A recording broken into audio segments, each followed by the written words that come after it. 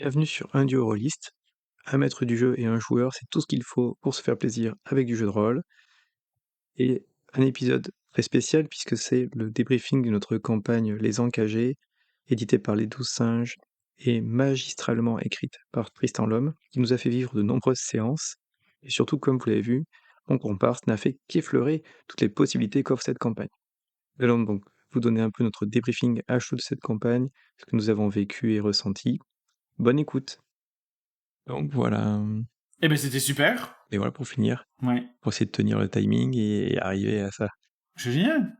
Bon, comment t'as trouvé alors comme enquête, C'est génial comme campagne. C'est je pense que je l'avais écrit dans un des billets ou des blogs. Cette campagne-là, pour moi, elle est aussi impressionnante que la campagne Oui, c'est ce de que t'as l'ennemi écrit, je me intérieur souviens, c'est de vrai, ouais. Warhammer, quoi. Hein. Elle est grandiose.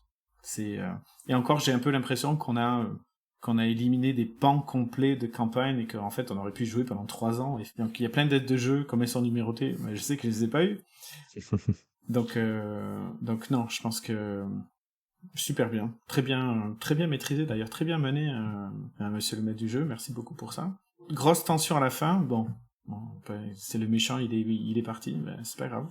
En final, la gendarmerie a fait ce qu'elle avait à faire et elle a essayé de sauver les innocents et de retrouver les trucs. Et ça, on a retrouvé. Puis ça permet d'exploser le charnier, les trucs, tout ça, c'est des histoires qui vont ensuite avoir des ramifications sur ce groupe-là, le passeport nigérien, je crois, de Bazas, en Basras et tout ça. Tout ça, c'est des trucs qui va permettre de continuer l'enquête à plus grande envergure, quoi. Voilà, donc super. J'adore. Génial. Excellent. À recommander à tout le monde. Merci, Monsieur Tristan Lhomme. Bon, et toi, t'as aimé? Comment t'as aimé mener cette campagne? Ouais, j'ai beaucoup aimé, je trouve que l'histoire était très riche, et en plus, effectivement, en plus des pans d'histoire qui sont un peu passés à travers, il y a des scénarios complémentaires qui permettent de vivre l'affaire, Lombardie, par exemple, et puis, 3 scénarios qui donnent plus d'éléments pour comprendre, enfin comprendre, c'est un bien grand mot, mais pour lier, cette personne-là que tu as vue, quoi. Et ce qu'il faisait et pourquoi il le oui, ce qu'il faisait et peut-être pourquoi il le faisait ou autre. Donc c'est vraiment pas mal. Le fait qu'il y ait toute cette richesse de documents, d'immersion, c'est vraiment top. Après comme c'est un scénario d'enquête, bon déjà le scénario d'enquête, c'est quand même il y a toujours plein de personnages, plein de liens à trouver, donc garder ça de façon fluide et dynamique, c'est un défi. Et puis avec un seul joueur effectivement où, il y a quand même des actions à faire de tous les côtés pour simuler, de garder une dynamique, c'était un vrai défi aussi, ce qui est pour ça que j'ai voulu accélérer à la fin, parce que sinon on pourrait durer, si tu fais chaque jour qui passe, chaque demi-heure qui passe, c'est tellement de trucs à faire.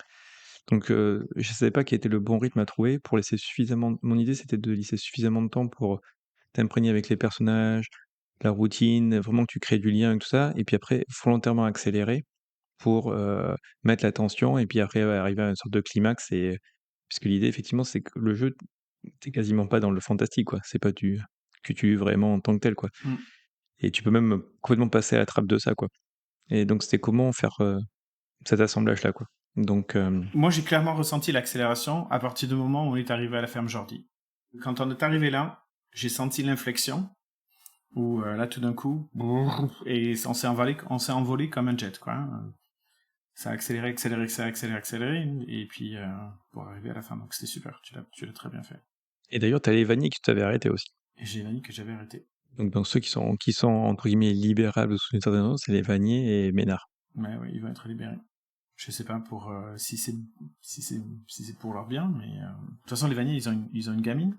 Ouais, C'est bien de quand ouais, ça les réunit. Ouais. donc avec Jane Ecott qui peut-être, écrivait des mots.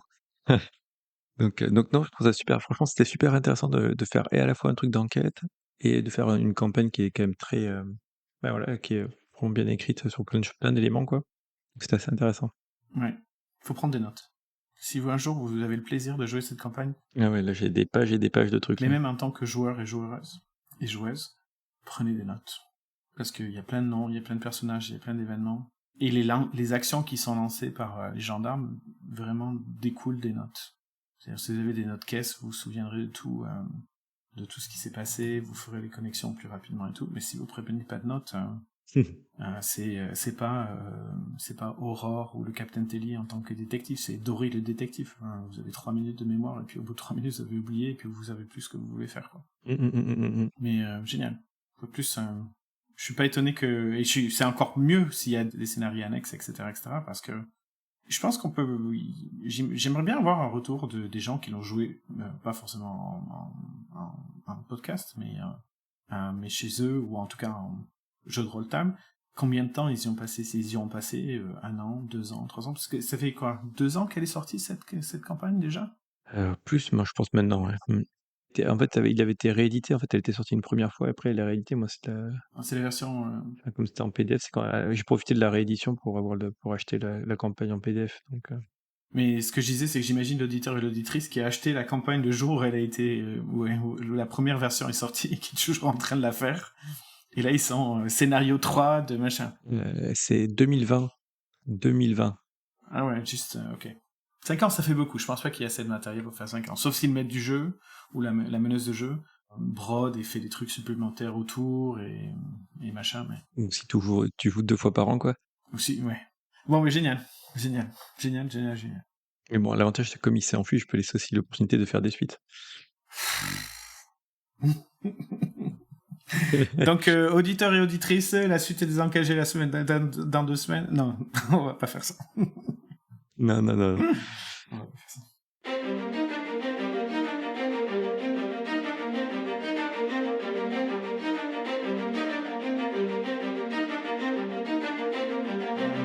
Débriefing à chaud. Ça nous intéresserait vraiment de savoir si vous l'avez fait jouer, ou d'autres groupes qui ont joué cette campagne, d'avoir des retours sur comment ça s'est passé, les points forts, les points d'amélioration, que ce soit dans votre groupe ou quant à l'histoire, ou si vous avez joué des scénarios annexes. En tout cas, nous sommes très heureux de cette aventure. Restez à l'écoute, il risque d'avoir des bonus. Que dire de plus? Continuez à faire du jeu de rôle. Si vous voulez nous suivre, vous avez les réseaux sociaux et notre site undurollist.net. Nous vous souhaitons de très belles aventures et je vous dis à très bientôt.